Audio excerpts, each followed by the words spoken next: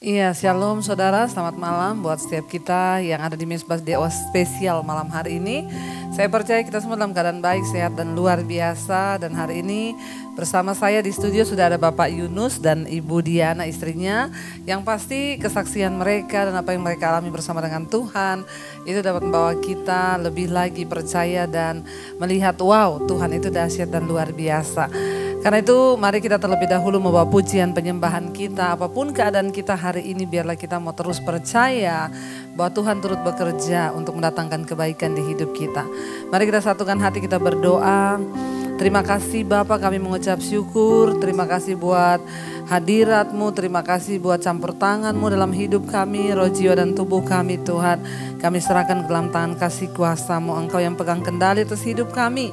Kami mengucap syukur, kami percaya, kami hidup semua karena anugerah-Mu Tuhan. Karena itu hari ini kami mau berkata, jangan pernah lepaskan kami, jangan lepaskan tangan kami Tuhan. Pegang kami Tuhan di dalam anugerah-Mu Bapa. Ini pujian penyembahan kami yang kami bawa kepadamu malam hari ini. Terima kasih Tuhan, terima kasih Yesus. Katakan bersama saudara.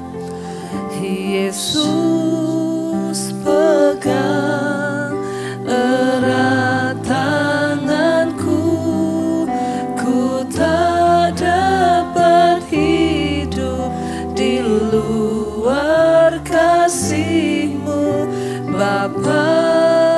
Jangan tinggalkan aku, Engkau alasan selamaku.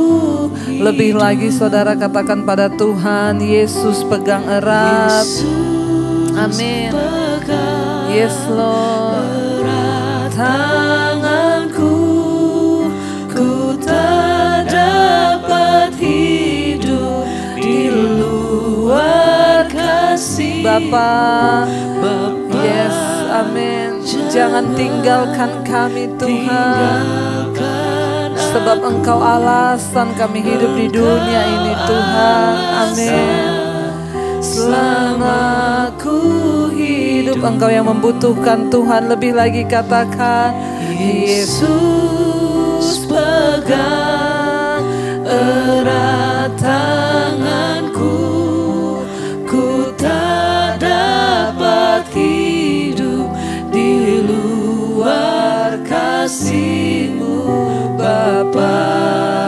Jangan tinggalkan aku, Engkaulah alasan untuk kami hidup Tuhan. Amin Yesus. Lebih lagi katakan, Yesus pegang erat tanganku. Kami tidak dapat hidup di luar kasih-Mu Tuhan. Amin. Di luar kasih-Mu Bapa. Jangan tinggalkan aku, Engkau alasan Tuhan. Amin. Selama ku hidup, haleluya, Engkau alasan kami hidup. Saat dunia ini mungkin tidak memberikan alasan bagi kami untuk hidup, saat semuanya kelihatannya suram dan tidak ada lagi harapan, kami mau berkata Tuhan, Engkaulah alasan satu-satunya kami masih ada di dunia ini. Engkaulah alasan untuk kami terus hidup di dalam segala keadaan apapun. Kami mau terus bertahan, sebab Tuhan adalah alasan yang sampai pada kekekalan. Karena itu Tuhan, jangan lepaskan tangan-Mu Tuhan. Genggam tangan kami dengan kuasa-Mu. Lebih lagi katakan saudara, Yesus pegang erat tanganku, ku tak dapat hidup di luar kasih-Mu Bapa.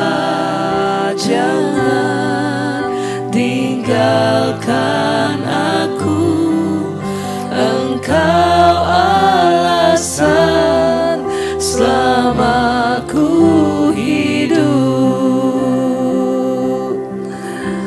Engkau alasan kami hidup Tuhan, karena itu kami mau hidup bagi kepentingan Tuhan di dalam dunia ini.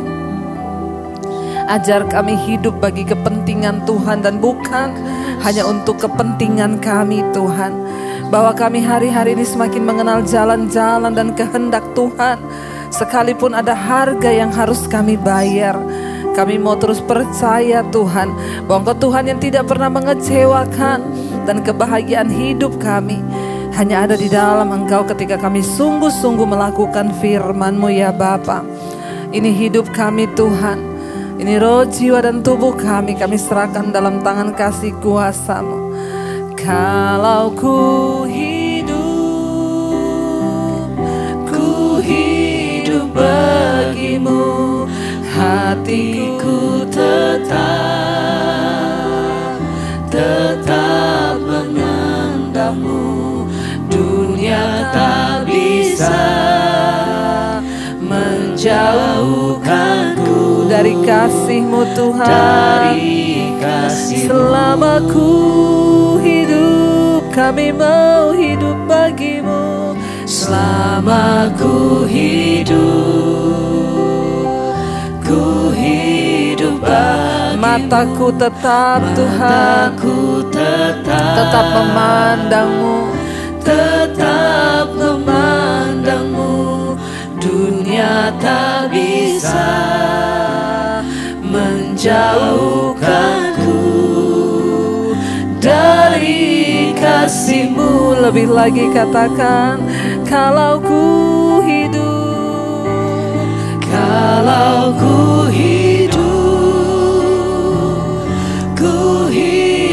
bagi-Mu, hatiku tetap menyembah-Mu Tuhan, tetap menyembah-Mu.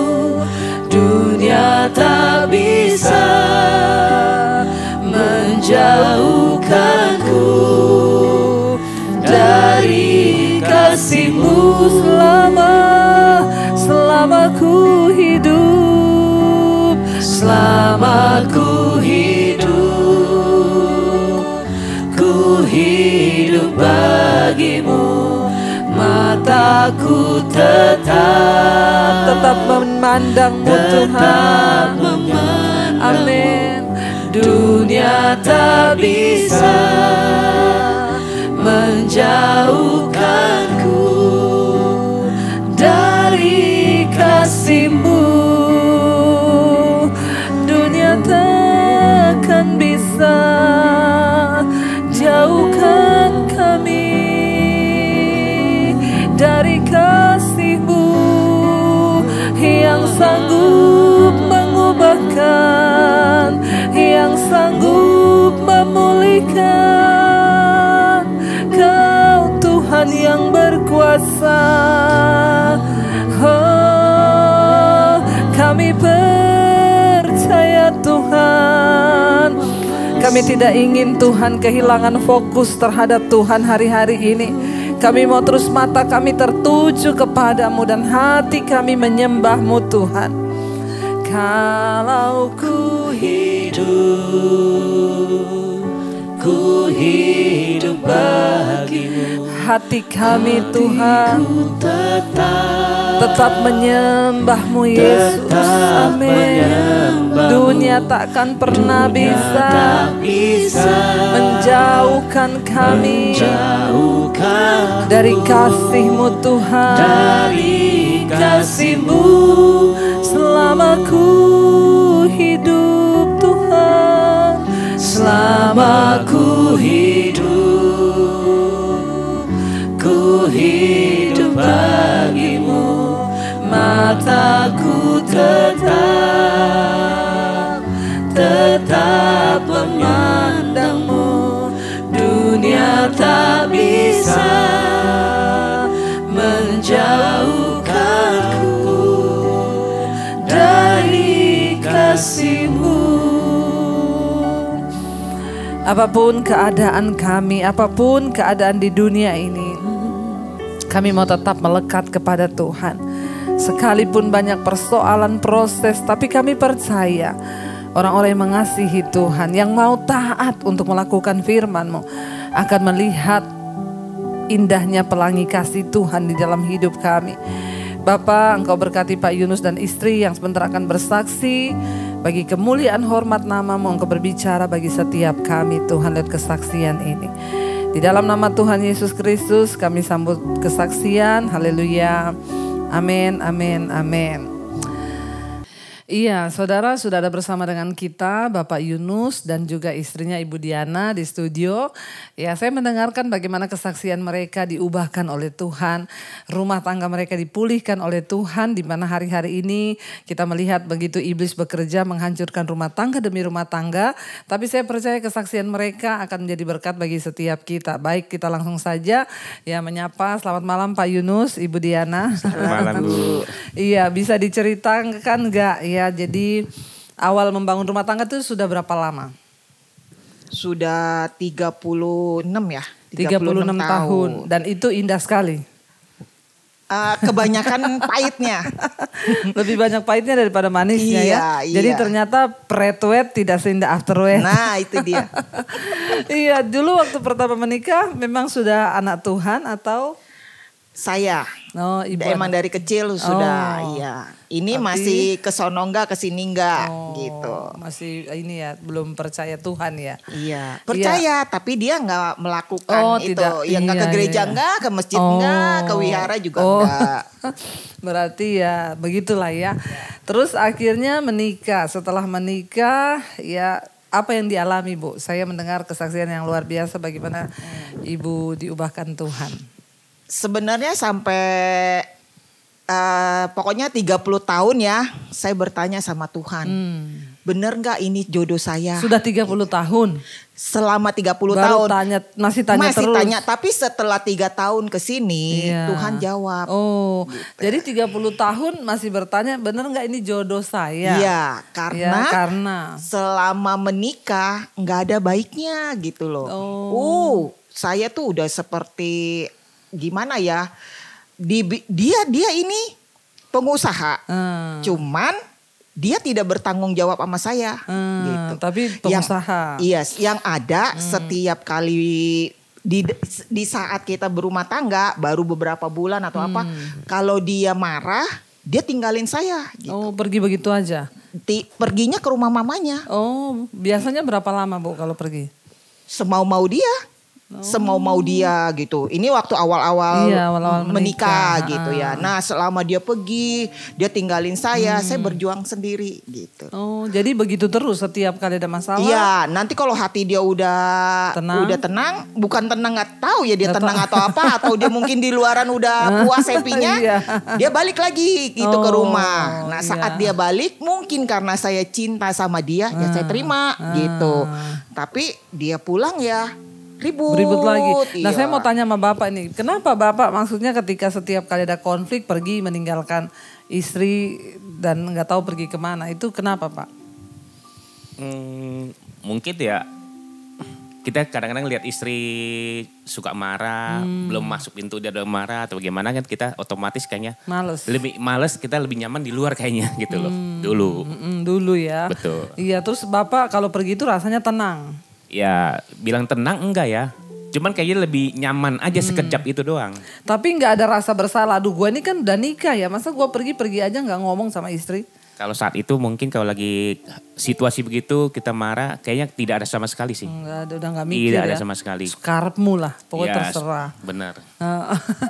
Terus Ibu akhirnya dari peristiwa demi peristiwa berantem, mulai timbul kepahitan, ada kecewa? Oh banyak banget ya, sampai saya mengalami lumpuh.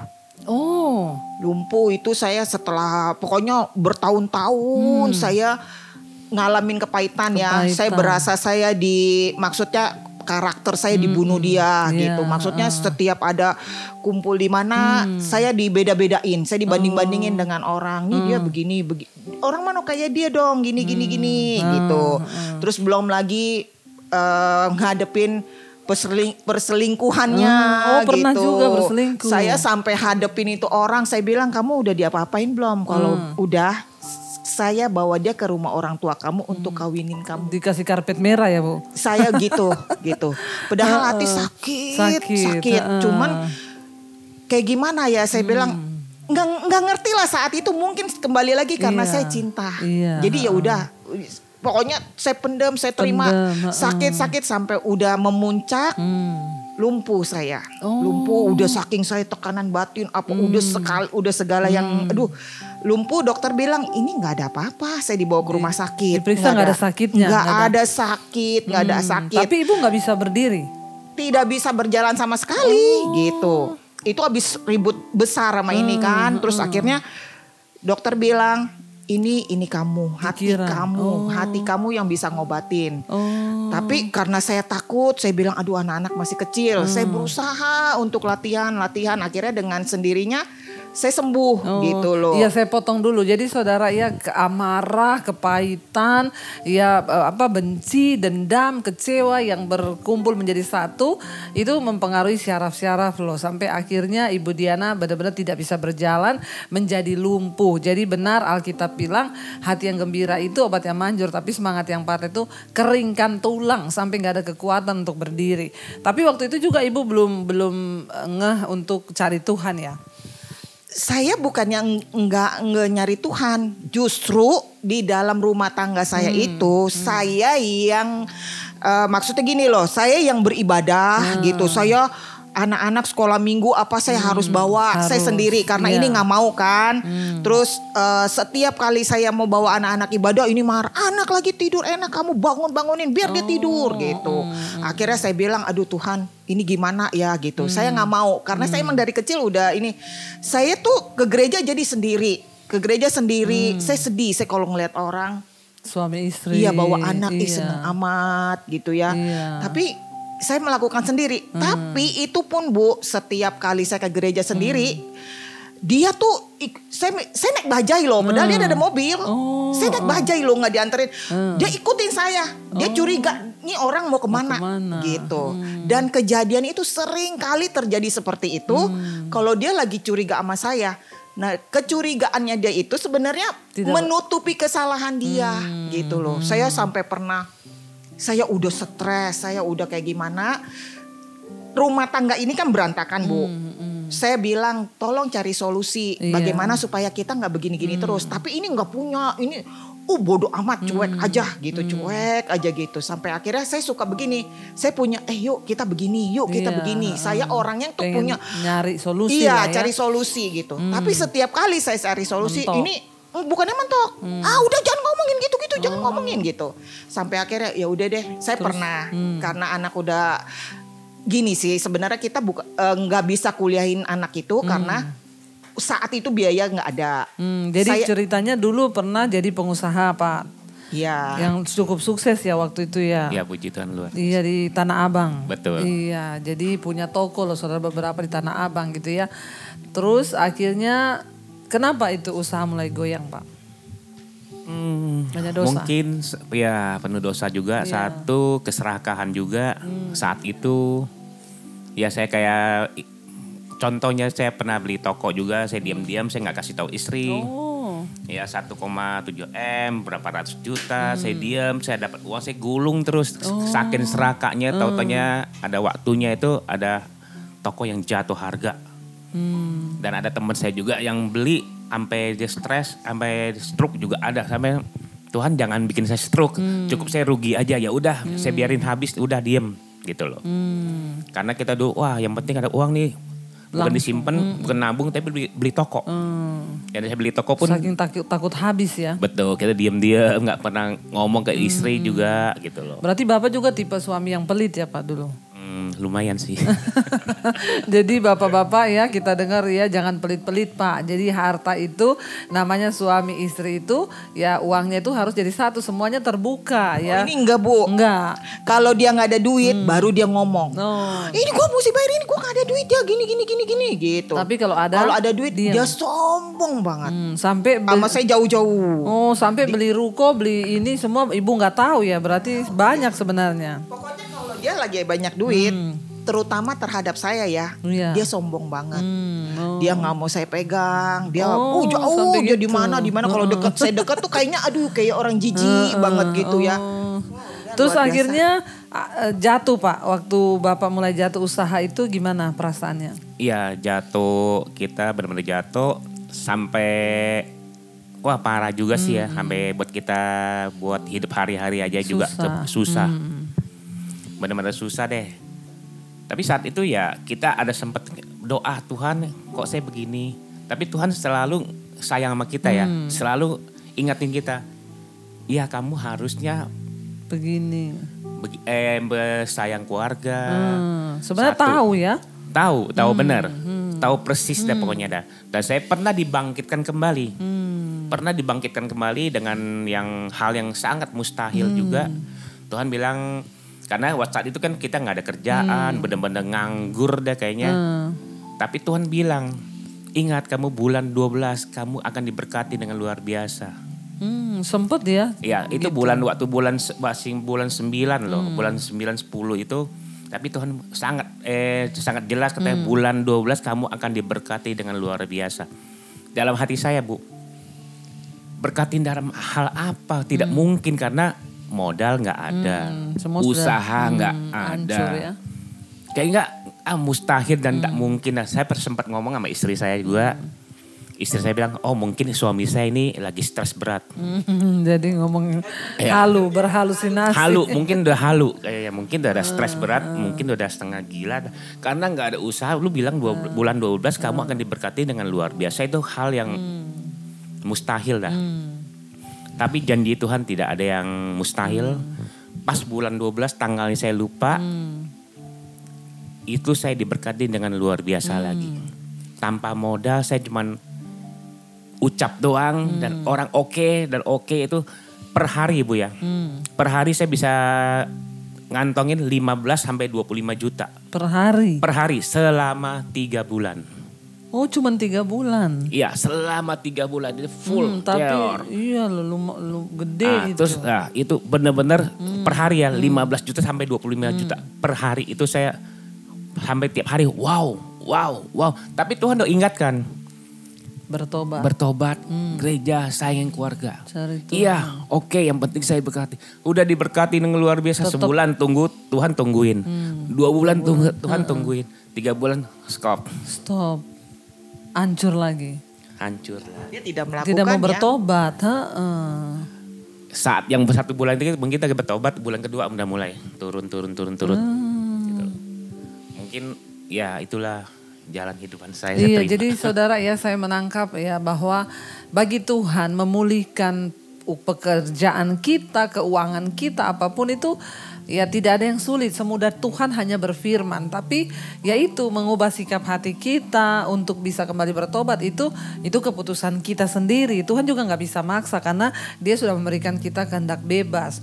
Terus akhirnya itu pun tidak membuat Bapak mencari Tuhan lagi. Tidak sih ya. Makin waktu kita makin marah, makin hancur. Pokoknya makin marah kamu makin hancur saat itu. Makin gak terarah hidupnya gitu loh. Maksudnya makin dia kecewa sama Tuhan. Kok lu Tuhan baru kasih kok udah ambil lagi. Iya, makin dia marah, makin Tuhan mau lihat sampai mana. Makin dia marah, makin jatuh, makin marah, makin jatuh gitu. Jadi saudara ya kita belajar hari ini, makanya saya bilang bukan soal kaya atau miskin. Ada orang itu ya ketika kaya dia lupa Tuhan ya. Waktu miskin cari Tuhan, begitu kaya lupa Tuhan. Tapi ada juga orang yang waktu kaya cinta Tuhan, waktu miskin dia lupa Tuhan. Tapi kayaknya ini benar-benar gak tahu diri sih ya. Kaya miskin tetap gak mau cari Tuhan ya Pak ya. Ya itu gak tahu diri namanya saudara ya. Tapi sekarang mereka luar biasa dipulihkan Tuhan. Oke, akhirnya itu rumah tangga semakin goyah Bu, semakin nggak ada uang kan? Nggak ada uang.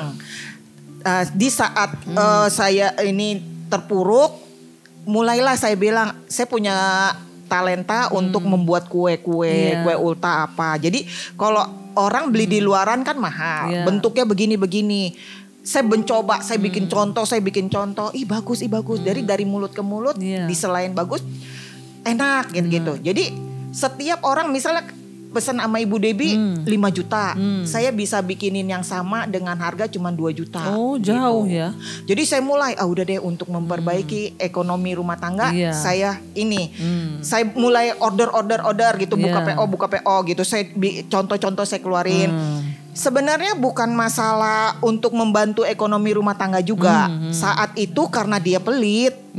Saya nggak pernah dikasih uang, terus pengen punya uang sendiri lah ya. Sampai ke pasar pun Bu, kalau orang rumah tangga kan jatah rumah tangga ada dikasih istri, dipercayakan nih. Pokoknya sebulan saya kasih kamu segini. Dia nggak Bu. Ke pasar aja saya mesti bawa dia. Jadi uang belanja beli cabai pun harus dari dia gitu. Waduh. Pernah dia kasih saya segini. Kok belanjanya kayak begini, kan gue udah kasih gini. Kok cuma beli ini? Hampir saya ambil keputusan, you ikut saya ke pasar. Sampai jadi begitu ya. Saya bawa dia. Orang satu pasar yang kenal saya, gila ya kamu berdua mesra ya. Ke pasar aja berdua-dua. Dalam hati saya, lu belum tahu. Itu uang beli cabai, bayar cabai 5.000 atau 10.000 dari dompet dia. Saya nggak pernah bertahun-tahun. Nah sampai akhirnya saya putuskan, enggak lah, gue mesti cari duit sendiri. Satu, itu buat saya. Dua, saya masih membantu keluarga saya yang susah. Kalau saya minta duit sama dia, pasti berantem, susah, ribut. Berantem. Jadi, apalagi. nah mulailah saya terima. Akhirnya lumayan banyak gitu. Dan di situ juga saya mulai sombong dan tidak menghargai dia. Sombongnya saya bukan saya ini gue udah bisa lo gitu, enggak. Sombongnya saya gini Bu, gue nggak perlu lu lagi ya. Udah gue enek karena sama selama lu, ini jadi gitu. Suami kok nggak ada manfaatnya gitu ya. Nggak ada. Ibu saya kalau beli barang Ibu naik motor sendiri, cari sendiri. Saya minta tolong ini, waduh penuh dengan lu ini bisa nggak? Lu ini bisa nggak? Saya beli barang nggak satu tempat. Kalau saya naik Gojek mau berapa puluh ribu, gitu. Maksudnya saya minta tolong sama dia supaya kesini. Nggak pernah bertahun-tahun. Jadi saya udah kayak wanita beli barang sendiri sendiri gitu. Di situ mulai timbul kesombongan. Kurang ajar lu ya gitu. Gua cari duit sendiri, urus rumah. Dan maaf ya Bu ya, malam gua udah kayak hostess gitu. Harus melayani dia. Jadi pikirannya makin hari saya makin timbul kepahitan. Bencinya setengah mati. Sampai suatu hari saya berniat untuk meninggalkan dia. Meninggalkan gini loh, dalam arti saya mau bercerai sama dia. Enggak, wah mau pergi kerja deh, mumpung gua masih ada tenaga. Saya bilang gitu. Saya mau pergi ke Korea tanpa sepengetahuan dia. Urus gitu ya. Ternyata anak-anak bilang mami doa. Terus saya bilang, ya Tuhan, ini kalau emang kehendakmu saya akan berangkat gitu. Tahulah dia saya mau ke Korea. Waduh dia nangis, dia kayak apa, bagaimana. Tuhan ini gimana ya, udah bayar apa segala. Saya gak mau ngomong sama dia. Jangan pergi ke Korea, saya ganti semua uang yang itu. Dalam hati, uang belanja susah setengah mati. Gue mau ke Korea, lu berani bayarin, gantiin gitu. Terus ya udah Tuhan, kalau emang saya nggak harus menemani dia, batalkan, kasih dia uang untuk mengganti. Terjadi Bu. Gagal ke Korea, diganti uangnya. Diganti. Tapi Bu, kesini-sininya dia nggak berubah. Dia tidak berubah. Dia tetap tidak menghargai saya. Dia tidak melakukan hal yang baik sebagai seorang kepala rumah tangga dan sebagai seorang istri. Sama aja gitu. Makin kesini Bu, makin parah. Dan Ibu pasti makin pahit karena mending gua ke Korea ngapain? Iya, saya begini, saya makin hari saya makin frustasi sampai kayaknya saya membenci diri saya. Kok lu bego, kok lu tolol gitu ya. Sampai kalau saya lagi beli barang, saya naik motor, Tuhan, saya ini takut mati gitu. Tapi tolong tabrak saya dari belakang. Sampai gitu ya Bu? Iya. Kalau di rel kereta gitu lagi berhenti, aduh gue maju nggak. Puji Tuhan, Tuhan masih sayang sama saya. Tuhan proses saya gitu. Saya nggak nabrakin diri ke kereta gitu ya. Karena saya takut. Saya cuma minta Tuhan tabrak saya dari belakang supaya saya tahu-tahu mati gitu. Karena apa? Udah saking kecewa, dendam, benci, sedih, pahit, udah segala macam. Terus tahun 2018 karena saya udah gak sanggup ngadepin dia, saya berencana lagi untuk pergi ke Jepang. Semua sudah diurus, sudah saya tinggal jalan. Saya gak mau ngomong sama dia, pasti gagal. Berencana saya setelah saya besok mau jalan, saya baru ngomong sama dia. Nah, saya juga doa, masih tetap doa. Itu udah benar-benar final, saya udah gak mau nih.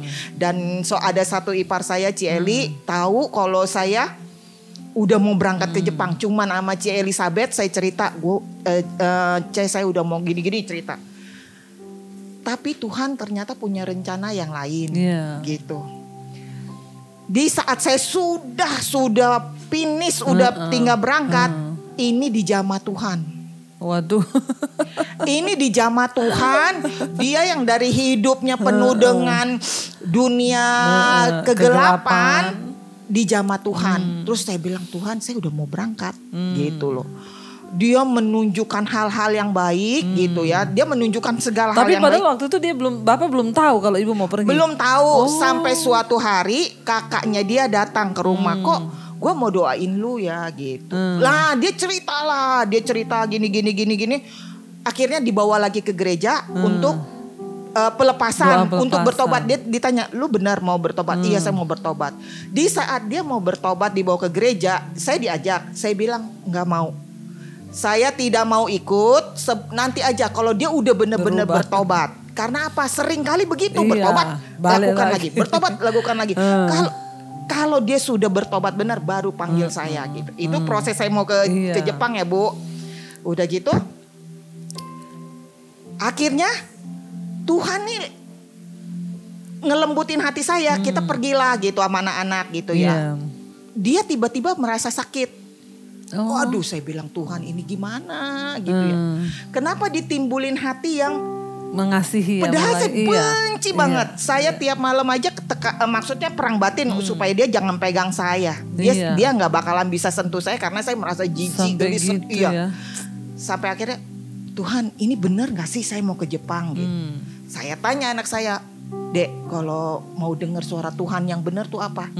Mami doa, kalau apa yang Mami minta terus Mami rasa tenang, itu suara Tuhan.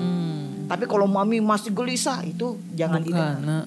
Saya doa sekali lagi, Tuhan bener gak saya harus ke Jepang? Akhirnya sebelum berangkat saya ngomong lah dengan dia. Tuhan tuh ngomong, Boy, gue tanggal segini sudah berangkat ke Jepang. Dia kaget, langsung pucat mukanya. Apalagi sih ini, katanya gitu. Saya ceritain, karena kamu gak pernah ngasih solusi untuk keluarga kita. Dikasih solusi, misal kayak anak suruh, ya udah nih, si ini kita suruh kerja aja di sini gitu, ke luar negeri gitu. Lumayan lah dia biar pengalaman dia di sini juga nggak bisa, nggak usah, lu nggak ada ini, nggak kasih. Ya udah, lu kan nggak sayang sama gua, saya yang pergi gitu. Saya cuma 3 tahun, saya bilang gitu, saya yang pergi. Dia pucat. Pergi sama siapa? Langsung katanya. Gak bisa, gue udah bayar semua. Gue udah tinggal jalan tanggal segini. Itu saya sambil lempitin baju, saya sambil nangis cerita sama dia. Kok saya sedih banget, sakit banget. Padahal dia udah gak ada ampun ya. Gak ada ampun, saya mau tinggalin dia. Enggak, gini-gini. Lu bayar berapa? Kamu bayar berapa? Gini-gini. Saya bilang, saya bayar 28 juta untuk awal gitu. Nanti setelah saya sampai di sana, tiap bulan saya gajian, saya dipotong gitu kan. Saya bilang enggak ada, kita udah parah, kita udah begini-begini. Enggak. Dan enggak ada harapan lah ya. Iya. Saya berdoa, Tuhan kalau emang ini benar-benar suami saya, ini emang benar-benar jodoh saya, berikan saya sesuatu hal supaya saya memberkati pernikahan saya. Saya minta pemberkatan nikah itu udah lama, Bu, tapi nggak pernah terlaksana. Tapi memang dulu waktu nikah nggak diberkati. Tidak pemberkatan nikah, dia tidak pernah mau, gitu. Sampai ada satu keponakan, Cici, ini ada satu uang, ada sedikit uang buat Cici sama susu pemberkatan nikah. Saya bilang gitu. Maksudnya buat kasih persembahan ke gereja. Nggak perlu mewah, nggak apa. Saya bilang, oh iya puji Tuhan saya mau. Saya bilang. Tapi dia nggak pernah mau. Setiap kali mau pemberkatan gagal. Saya bilang ini Tuhan. Saat itu saya marah. Saya bilang Tuhan, kalau ini emang saya harus hidup dengan dia, kasih saya satu pemberkatan gitu ya. Akhirnya udah, singkat cerita, saya nggak jadi pun ke Jepang. Dia berusaha, gue cari uang itu untuk gantiin. Saya bilang mahal loh ini. Dia ganti. Nah, satu hari saya dibawa ke gereja. Saya pikir dia emang udah bener bertobat. Tapi dia tidak masih tetap, Bu, masih tidak pernah apa karena emang sakit hati saya, jadi dia tidak ada pernah sempurna di mata saya gitu loh. Melakukan yang menyakitkan tetap walaupun saya udah batalin ke Jepang gitu. Sampai suatu hari saya ikut di gereja ada seminar cara mendengar suara Tuhan yang baik gitu. Dan saat itu saya nangis, saya kecewa sampai setengah mati dah pokoknya. Berarti saya salah nih, saya nggak mendengarkan suara Tuhan gitu. Setelah saya nggak ke Jepang, saya korbanin diri saya untuk suami saya, dia tetap gak berubah gitu loh Bu. Waduh, itu kecewa, makin lagi bencinya. Tambah benci lagi. Terus jadi saudara saya melihat di sini ya, bayangkan ya di dalam rumah tangga ribut, berantem, tidak ada kasih sayang, akhirnya ekonomi jatuh, terpuruk.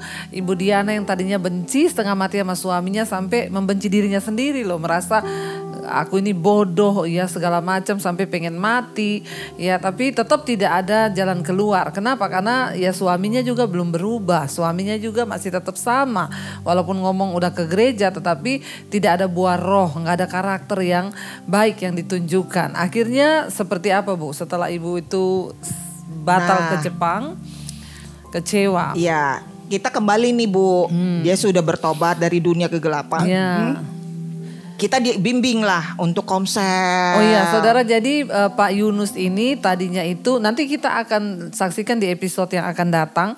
Dia tuh dari dunia hitam, dunia kegelapan, ya bersekutu dengan setan-setan lah begitu. Ya dia itu dulu dianggap orang sakti karena bisa lihat setan ya Pak ya, dengar setan, tuntunan setan. Jadi nanti itu kita akan saksikan di episode yang akan datang, sangat menarik sekali.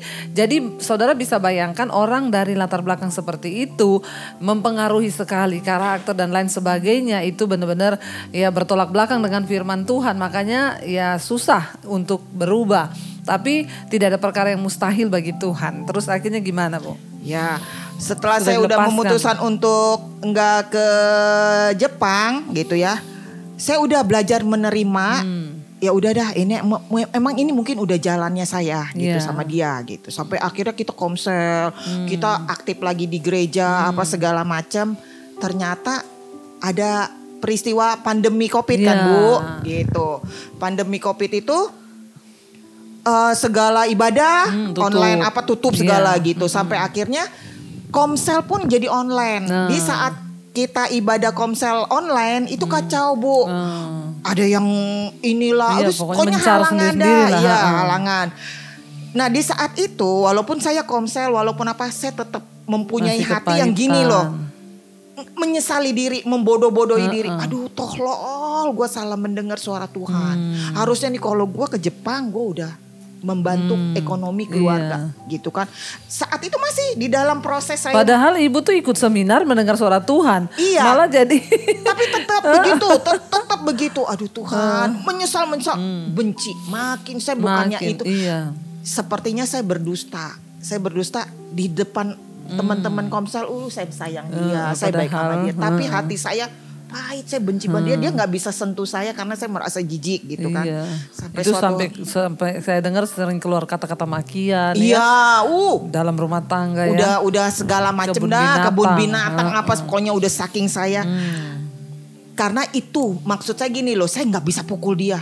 Saya nggak bisa sakitin dia. Nggak bisa balas dendam. Hanya kata-kata yang pokoknya kata-kata yang kasar, kata-kata yang bikin dia sakit itu senjata saya untuk membalas gitu. Semakin tersakiti ya Bu. Nah pas saat Covid itu kita udah gak komsel gitu ya. Terus komsel saya tiba-tiba diputus gitu. Diputus tanpa kita tahu apa salahnya, apa bagaimana gitu. Tiba-tiba gak ada nih. Padahal saat itu lagi butuh. Ini kan baru bertobat. Baru 1 tahun bertobat gitu. Saya selalu ngomong begini sama ketua komsel, Pak tolong ya jangan tinggalin dia gitu, jangan tinggalin dia. Karena saya bersyukur di dalam kesakitan saya, di dalam kebencian saya merasa puji Tuhan karena dia sudah diambil lagi sama Tuhan gitu kan. Tolong jangan bikin dia jatuh lagi gitu. Karena saya tahu sifatnya dia ini harus dipegang, harus ditarik, harus dituntun gitu, nggak bisa sendiri gitu. Nah di situ mungkin Tuhan tahu. Saya hanya berharap kepada manusia. Saya tidak mempercayai suami saya yang sedang bergumul untuk dirinya untuk bertobat gitu ya. Saya tidak percaya. Saya berharap itu orang untuk tidak melepaskan saya. Tapi Tuhan punya rencana, itu komsel saya stop. Stopnya itu yang mengagetkan. Saya nggak tahu kenapa di stop. Tiba-tiba kita dikeluarin dari grup gitu ya. Sampai begitu. Iya, terus saya bilang, aduh Tuhan ini kenapa, ada apa? Padahal ibu gitu berharap. Ya. Iya, saya berharap sama dia untuk tidak meninggalkan dia. Suami. Saat itu saya nangis, Kenapa ya kita punya salah apa? Maksud saya kalau saya ada salah, diomongin gitu. Dan semua dikeluarin gitu. Terus kemari-mari saya lihat, loh ternyata bapak ini buka komsel lagi gitu loh. Tapi kita kan diajak. Nah, di situ Tuhan mau kasih tahu saya, lu terlalu berharap sama manusia. Di situ Ibu, Tuhan mulai pulihkan saya dengan suami. Saya bingung mau komsel sama siapa. Untung anak-anak, ayo mami komsel. Kita ibadah keluarga, mesbah keluarga. Anak yang paling besar kan udah married. Suami, anak semua kumpul gitu ya. Dan saya bingung ya kalau lagi nggak komsel sama anak-anak ini mau dengar siapa? Ini dapet channelnya Ibu Debbie. Dapat channelnya Ibu Debbie, inilah yang paling rajin gitu itu loh. Awalnya dapat dari mana Pak? Dikirimi orang atau? Bukan dikirimin orang Bu ya. Saya memang kalau saat itu saya memang lagi cari-cari karena saya benar-benar merasa kosong. Saat itu karena dikeluarin nggak ada ibadah, saya benar-benar merasa kosong. Dan saya sering lewat lihat YouTube apa nih, khotbah apa yang sini si A, si B, banyak sekali aku nonton. Selalu Ibu Debbie dulu aku lihat, biasa aku lewatin. Tapi kok bolak-balik kok ini mulu, kenapa yang muncul si Ibu Debbie mulu, aku bingung juga ya. Coba dah dengar. Dari pertama awal apa ya pokoknya kamu harus bertobat apa tuh, jangan takut segala macam. Ibu yang menyentuh hati saya langsung, ya kena semua nih. Aku langsung lanjut nonton, terusin. Pokoknya malam itu aku bisa tidur sampai lelap dan nyaman sekali itu. Aku bilang, kok Tuhan kok aku cuma dengar begini dong kok bisa begitu ya. Aku heran. Selama ini minum obat tidur. Aku bilang kok bisa begitu ya. Nah dari situ aku lanjut sampai detik ini aku gak pernah lepas. Terus gimana Pak waktu Bapak mulai mendengar? Ada apa yang Bapak alami? Ada perubahan nggak atau seperti apa? Oh perubahan jauh sekali Ibu ya. Yang terutamanya yang saya waktu masuk COVID itu saya sempat sampai stres berat. Bukan stres lagi. Stres itu maksudnya keluar rumah aja saya ketakutan.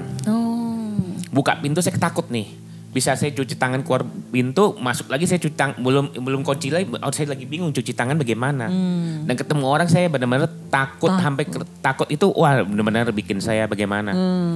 Itu sampai dokter bukan psikiater lagi tapi sudah ditingkatkan supaya masuk ke psikolog ya, yang katanya udah tingkat orang sakit jiwa, benar-benar orang gila lah. Dokter itu bilang kalau kamu bisa jangan diterusin obat stresnya. Kalau bisa, kalau benar-benar kepepet aja baru minum. Tapi aku nggak bisa, tiap hari, pagi sore minum harus. Obat stres?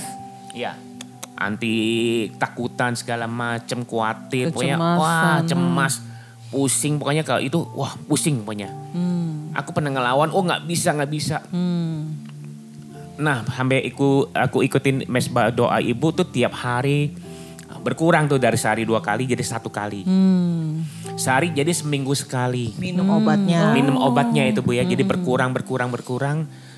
Aku dapat yang terakhir sampai pokoknya aku lagi mau stres. Dengar khotbah Ibu kok hilang. Kenapa Ibu ini khotbahnya jadi obat saya bilang nih. Haleluya. Karena sampai saya pernah keluar kota itu hampir saya bawa handset loh Bu. Cuman kalau lagi gini langsung saya, Debbie mana cepet apa aja dia masuk hilang. Makanya pas bulan 9 tahun 2011 ada suara sangat jelas dan aku udah merasakan itu pasti dari Tuhan, suara Roh Kudus dah ya. Stop minum obatnya, buang semua hari ini. Tuhan salah tahunnya kali. Tahun berapa? Tahun kemarin. Tahun lalu. Iya. 2021 ya. 2012. Iya 2021. Oke. Sampai aku bilang, Tuhan, aku mana bisa sih tanpa obat hidup ini karena aku keluar di pintu aja kalau kan kita itu, tiap doa malam doain tuh yang pada terikat. Iya. Aku bilang udah tengking semua, aku pegang kepala, pegang ini, pegang itu, tapi itu tetap ngelawan. Itu tapi udah puji Tuhan ya Bu ya, selama itu 1 tahun lebih itu konsumsi obat itu udah seminggu sekali, kadang-kadang 2 minggu sekali udah berubah lah. Kalau dulu kan 1 hari 2 kali harus. Dan tidak harus nggak bisa ditinggalin gitu loh. Dan itu membuat dia bodoh Ibu. Dia nggak berpikir, dia tidur. Nggak bisa mikir, karena bener. Dilemeskan semua syaraf ya. Iya, benar-benar obat itu sangat bahaya ya buat kalau saya yang terima itu ya. Karena kita nggak bisa banyak mikir. Yang penting pas aku minum konsumsi, aku happy. Nggak bisa mikir A, B, C, nggak bisa. Pokoknya istri mau ngomong apa, pokoknya saya senyum. Tapi kayak orang gila dong ya? Iya, kurang lebih. Puji Tuhan bulan 9 aku bilang Tuhan kalau memang engkau bisa berubah, aku mau terus engkau Tuhan. Kau ubahkan aku. Saat itu juga aku lepas semua, aku buang semuanya, aku tidak mau lagi Tuhan. 1 hari, tidak bisa 2 hari, tidak bisa 3 hari. Gila, ini istri kok makin menjadi nih. Melek mata kalau langsung melotot aku. Udah kayak wow. Aku bilang Tuhan kalau aku biasa kan begitu kan. Aduh udah depekan harus minum dulu cari minum obat penenang biar hilang. Jadi kalau aku minum obat itu aku lihat istri nggak stres, nggak pusing, nggak takut, nggak kaget. Biar dia teriak-teriak juga tetap tenang ya. Iya tenang. Ini udah nggak minum obat dia kayak beruang kehilangan anak. Betul. Sekarang kalau saya begitu pagi dia setel misbah doa Ibu dulu. Terus akhirnya saya dia keras-keras pakai speaker supaya saya pun denger gitu loh. Terus akhirnya Pak. Terus aku tiap hari. Wah pokoknya 1 minggu itu benar-benar sakau. Wow, bukan kayak sakau Bu ya. Jadi benar-benar kok Tuhan aku mau lepas kok bukannya aku dibikin istri kok bikin aku tenang. Ini tiap melek mata loh Tuhan. Bikin aku lebih gila loh ini loh. Aduh gak bisa. Aku harus minum. Ke hari ketiga aku cari obat tapi gak ketemu obat itu. Buang kemana ya aku bilang. Bingung juga. Kemarin aku udah buang tong sampah udah gue korek-korek gak ada. Puji Tuhan tidak ada. Lanjut. Wah 1 minggu lewat, 2 minggu lewat. Aku tiap hari pokoknya aku stres. Aku setel mesbah doa Ibu. Kalau enggak aku nyanyi sekenceng-kencengnya. Pujian. Makanya aku bilang kadang-kadang semua lagu aku bisa. Tapi kadang-kadang tengahnya aku lupa syairnya. Ya puji Tuhan lah sampai detik ini berarti kurang lebih 1 tahun ya. Wow puji Tuhan. 1 butir obat pun aku tidak pernah sentuh. Haleluya saudara Tuhan. Itulah luar biasa Tuhan. Ya. Iya terus bisa dicerita nih yang waktu Ibu akhirnya mau melarikan diri tuh ke Bali. Oh iya. Nah itu awal pertama Ibu tahu bahwa benar-benar Bapak ini sudah berubah. Iya. Jadi gini Bu. Selama kita nggak komsel dia kan kita kan nggak ada panduan. Iya. Jadi ini puji Tuhan dapatlah mesbah doanya Ibu. Saya juga nggak tahu, saya nggak pernah buka-buka YouTube gitu. Cuman dia setelah kenceng-kenceng. Nah, otomatis saya pun mendengar. Tapi gitu awalnya loh. Ibu marah-marah kan? Marah-marah. Terus apalagi waktu Ibu bilang, Ibu berubah, istri-istri berubah. Ayo coba berubah dulu dari diri Ibu sendiri gitu, dari kita sendiri gitu. Saya kalau Ibu dia lagi dengar mesbah doa, saya ganda pakai main handphone, saya main game. Terus saya dengar begitu tuh, kupingnya tetap dengar. Saya bilang, lu belum tahu aja rasanya jadi gua gitu. Lu suruh gua berubah dalam hati saya gitu. Lu suruh gua berubah, iya, suami you baik, suamimu sayang, suami gua. Saya bilang gitu sambil main game gitu, saya sambil begitu terus udah tetap dong Bu, saya merasa kayaknya lu bego, lu sia-siakan hidup lu sekarang, lu umur lu udah segini, lu bisa apa? Wah ini makin kenceng nih Bu, sampai akhirnya udah deh nih anak-anak ada yang tinggal di Bali. Ini dia kesempatan saya untuk meninggalkan dia dengan alasan gue mau ketemu anak-anak, gue mau istirahat dulu sama anak-anak gitu. Saya bilang yuk mau ikut nggak, di dalam mulut saya yuk mau ikut nggak, dia nggak mau, dalam hati puji Tuhan dia nggak ikut. Dia nggak ikut bukan karena dia nggak mau, saya yakin itu rencananya Tuhan. Singkat cerita saya pergilah ke Bali, selama di Bali gitu. Setiap kali, nah yang luar biasanya Bu, awalnya ini saya mau berangkat ke Bali, itu yang tidak pernah tidak pernah dia perbuat buat saya, dia lakukan. Nih buat kamu nanti di sana. Kasih duit. Waduh. Wah saya bilang. Pasti itu Halilintar menyamar-nyamar. Iya. Bayangin Bu, beli cabai aja harus dari kantong dia kan. Saya bilang, wow. Beneran gak? Saya ada kok. Enggak, kamu pegang. Puji Tuhan. Gitu. Wah, saya bilang, kok lain ya? Langsung nitik, iya. Oh ya udah, terima kasih. Tapi saya nggak hirauin. Saya bawa aja duitnya gitu kan. Sampai di Bali, setiap hari saya tanya dia lagi ngapain Pap. Saya nanya dia, maksudnya supaya saya basa-basi lah gitu ya. Bahwa saya ini perhatiin dia. Padahal, puji Tuhan, gue bebas gitu kan. Lagi ngapain Pap? Nih, lagi dengerin Ibu Debbie. Gitu. Pagi. Udah sarapan belum? Belum lah, nih abis denger mesbah pagi dulu kata gitu. Siapa? Ibu Debbie. Saya oke. Makanya pada waktu saya pertama ketemu Ibu Debbie, Bu terima kasih ya. Selama saya di Bali, Ibu temenin suami saya. Ibu Debbie, kenal dari mana? Temenin gitu, suamimu di mana? Iya, terima kasih ya Bu gitu. Ternyata di situ Ibu, di saat itu saya lihat, Tuhan kasih lihat. Dia mau berubah. Terus, Mam, lagi ngapain? Padahal saya makan enak. Nih lagi masak Indomie. Saya gituin. Jangan makan Indomie. Dikirimin duit. Tuhan gitu. Ini hal yang tidak pernah dia lakukan loh pada saya gitu. Nah selama di Bali ini dia unjukin. Suatu hari dia abis mesbah doa dia video call sama saya. Mam, I mimpi. Dia bilang gitu. Lu mah kebanyakan mimpi, tiap hari juga mimpi melulu. Saya bilang gitu. Beneran katanya. Saya lihat kamu di padang belantara, dia bilang gitu. Kamu sedih banget di situ. Lihat saya katanya sedih gitu. Kata siapa? Saya bilang gitu. You nggak tahu aja saya tuh jalan-jalan happy. Malah gue pergi sama bule. Saya gitu. Terus padahal Bu, sesungguhnya mungkin ya karena Tuhan, emang kita ini udah suami istri, batin tuh pasti. Saya bener sehari-harinya itu saya di Bali itu sendiri. Saya sepi, saya jalan gitu. Kayak nggak ada makna. Hari Sabtu Minggu baru sama anak-anak jalan. Ayo mami mau kemana? Karena mereka udah nggak off kan kerjanya. Tapi tetap hampa. Iya. Terus di situ dia bilang, saya bangun. Saya lihat, gila jam 4 subuh. Kan. Saya langsung loh berdoa. Dia bilang. Nah di saat dia bilang berdoa, saya nggak percaya. Saya bilang, saya langsung berdoa. Doanya begini Bu, Tuhan tolong kasih kebahagiaan buat suami saya, buat istri saya, karena dia di sini berarti dengan dia tidak bahagia. Di situ Tuhan langsung cuil hati saya yang dendam benci puluhan tahun langsung kayak uap gitu, hilang gitu. Tuhan terus langsung, Tuhan kok Tuhan unjukin ke saya, dia ini benar-benar berubah loh. Dia ini sebenarnya sayang sama saya. Cuman mungkin saya ngekihin dia. Dengan perkataan saya, dengan perbuatan saya atau bagaimana saya nggak tahu. Tapi selama ini yang saya rasa dia menyebalkan, dia menyakitkan, dia menghancurkan hidup saya gitu loh. Berarti saya jarang komunikasikan sama dia. Udah gitu. Di situ Tuhan benar-benar proses hati saya dengan perkataan dia, berikan saya kebahagiaan. Saya bilang Tuhan, saya egois. Gitu. Saya benar-benar egois, benar-benar cuma memikirkan diri saya tanpa saya mau mengerti dia bahwa dia ini kepala rumah tangga juga pusing loh. Mesti bayar ini, mesti harus mencari ini untuk kebutuhan rumah tangga gitu.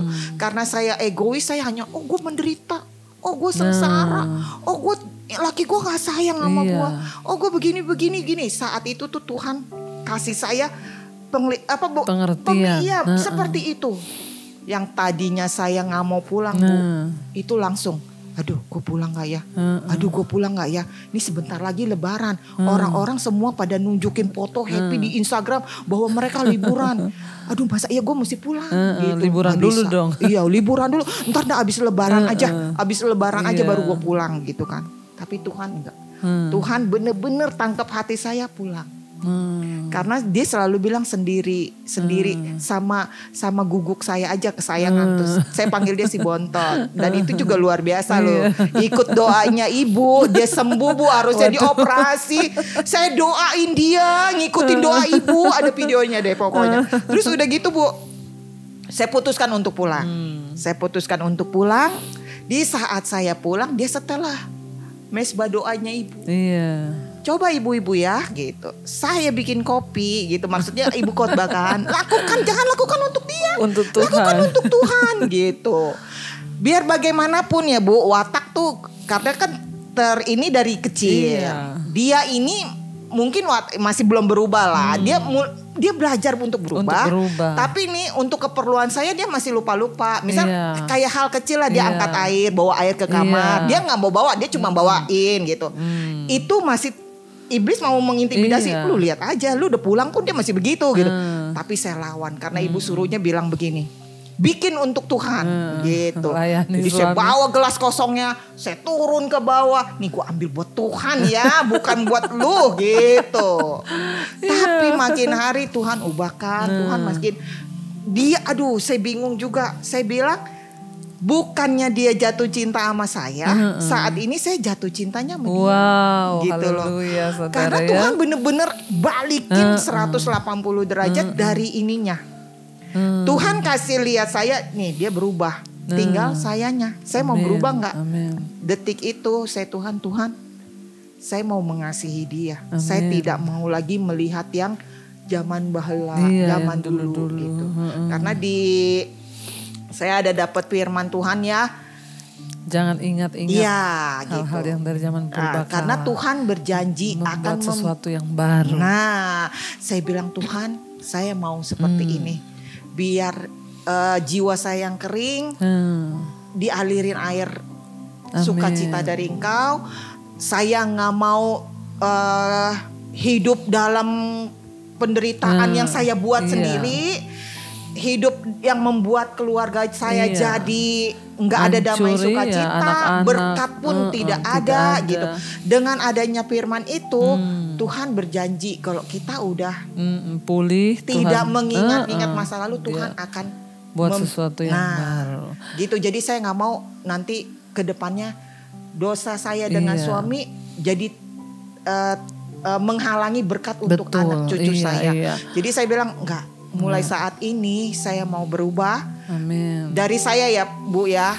Untuk ini walaupun sekarang masih proses. Detik ini pun dia masih suka ngekihin. Masih suka bikin saya kesel gitu ya. Tapi saya dalam hati saya berjanji. Tuhan bantu saya. Kalau saya dalam keadaan saya kesel. Saya dalam keadaan benci gitu ya. Saya mau ambil tangan dia. Saya mau pegang tangan dia. Jadi segedek saya apapun nama dia, saya akan pegang tangan dia karena saya mau berubah. Amin. Gitu. Saya nggak mau.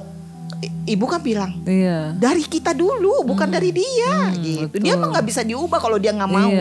Sama juga dengan kita. Kalau kita nggak mau, nggak berubah. Jadi saya mau Tuhan. Saya mau berubah. Saya mau mengasihi suami saya. Biar saya doa Tuhan kalau dosa-dosa kami menghalangi berkat-Mu, ampuni kami. Segala kutuk turunan, kutuk sakit penyakit, kutuk kesengsaraan, kutuk yang jelek-jelek saya patahkan di dalam nama Tuhan Yesus.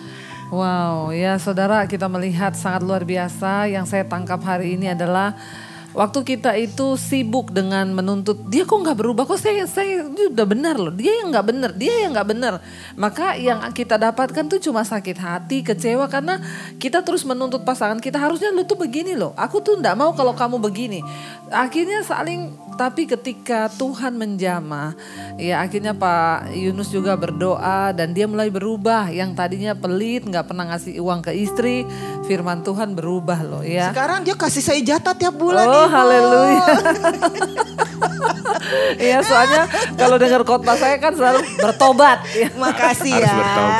Harus bertobat. Senang saya. Karena walaupun sedikit saya bahagia. Bukan duitnya loh Bu. Betul. Dia mengerti tanggung jawab dia sebagai seorang suami. Amin. Mam mau apa, mau cat rambut nih. Dan sekarang itu kan ya beda ya Pak. Dulu mungkin bergelimang harta tapi nggak dalam Tuhan. Sekarang apa yang Bapak rasakan? Satu yang paling itu saya rasakan tuh damai sejahteranya Ibu ya. Yeah. Itu benar-benar saya dapatkan karena waktu saya berubah, istri yang dari batu pun berubah jadi kapas. Itu suatu yang saya rasakan tuh, ibarat harta itu yang tidak mungkin saya dapatkan harusnya ya. Tapi itu bisa dalam sekejap itu berubah semua gitu loh. Betul. Yang itu ya jadi makan enak semuanya, berasa nikmat lah. Betul. Kalau dulu makan, dulu itu kalau makan biarpun kita di restoran besar atau bagaimana itu, pokoknya kalau udah lihat, pokoknya udah nggak enak deh ya. Benar-benar ya puji Tuhan lah kita semua diubahkan. Amin. Makanya saya kadang-kadang bilang para suami juga atau suami istri gitu. Kalau kita mau istri kita berubah, jangan mengharapkan dia berubah. Betul. Pokoknya kita dulu. Yes. Merendahkan dulu. Saya kenapa bisa ngomong gitu?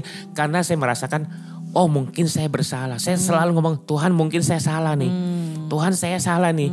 Saya nggak mau, biasa kan saya bilang, lu selalu bilang, ya kamu kok ngomel tiap hari. Kenapa kamu ngomel gitu loh. Aku selalu salahkan dia.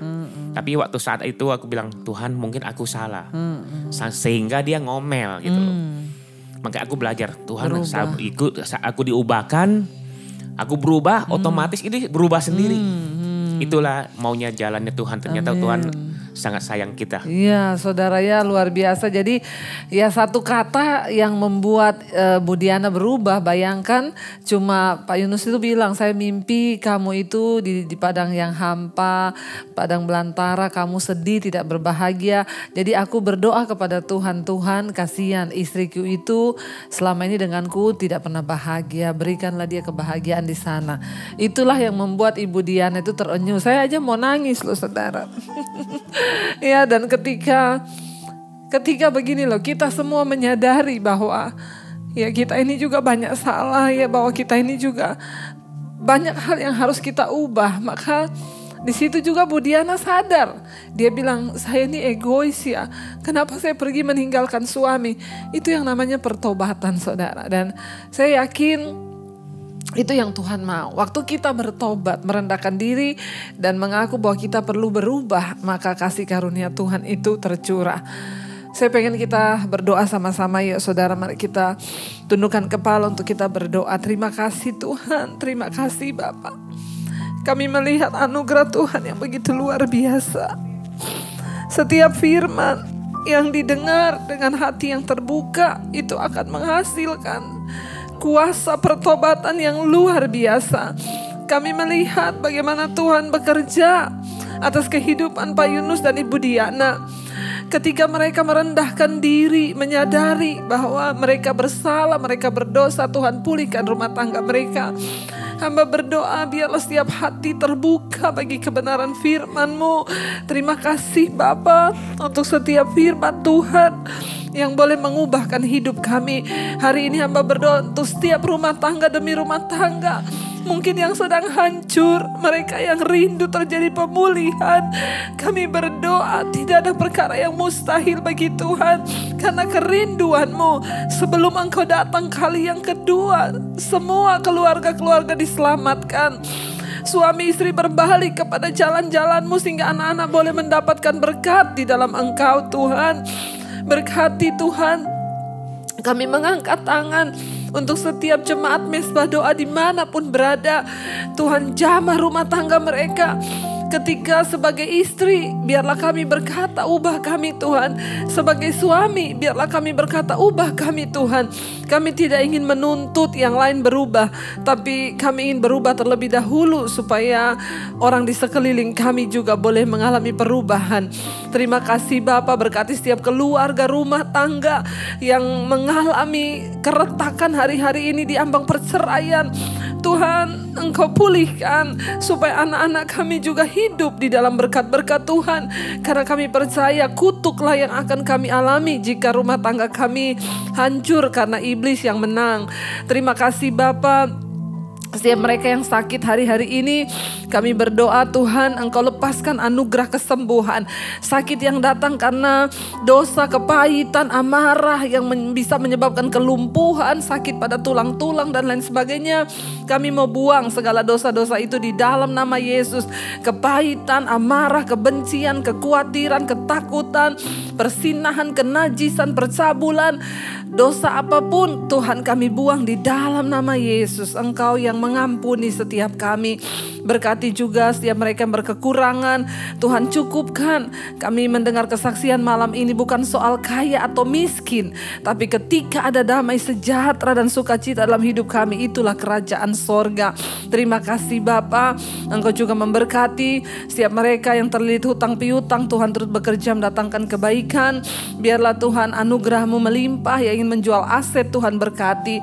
Berkati Bapa setiap mereka juga rindu punya keturunan. Apapun yang mereka rindukan, biarlah Tuhan menjadi jawaban. Kami terus membawa bangsa kami Indonesia dalam tangan Tuhan. Kami rindu terjadi pemulihan demi pemulihan di atas bangsa kami, dimulai dari kehidupan kami sebagai anak-anak Tuhan. Berkati bangsa ini, berkati Bapak Presiden Jokowi, wakilnya, seluruh jajaran TNI Polri yang ada. Tuhan memberkati agar bangsa Indonesia menjadi bangsa yang berkemenangan, hujan pertobatan tercurah. Demikian juga untuk seluruh bangsa-bangsa, mereka yang terus setia ada di mesbah doa, berdoa bersama-sama mencari wajah-Mu, mencari kehendak-Mu. Tuhan juga memberkati anugerah-Mu melimpah atas setiap anak-anak-Mu Bapa di 5 benua, Asia, Afrika, Amerika, Eropa, Australia. Tuhan memberkati bahkan setiap kami malam ini. Kami percaya anugerah Tuhan tercurah. Karena itu kami membuka hati dan tangan kami Tuhan untuk menerima berkat-Mu. Diberkatilah Engkau dalam hidup-Mu, diberkati rumah tangga-Mu, diberkati pekerjaan-Mu, diberkati Tuhan kesehatan-Mu, keuangan-Mu, dan Engkau akan jadi berkat bagi banyak orang. Karena itu terimalah kiranya berkat dari Allah Bapa, cinta kasih Tuhan Yesus Kristus, penyertaan Allah Roh Kudus menyertai hidup-Mu mulai hari ini, bahkan sampai kali yang kedua Tuhan Yesus datang menjemput kita. Nama kita tercatat di dalam kitab kehidupan. Dalam nama Tuhan Yesus yang percaya diberkati, katakan bersama amin, amin, amin. Tuhan Yesus memberkati. Shalom dan Immanuel.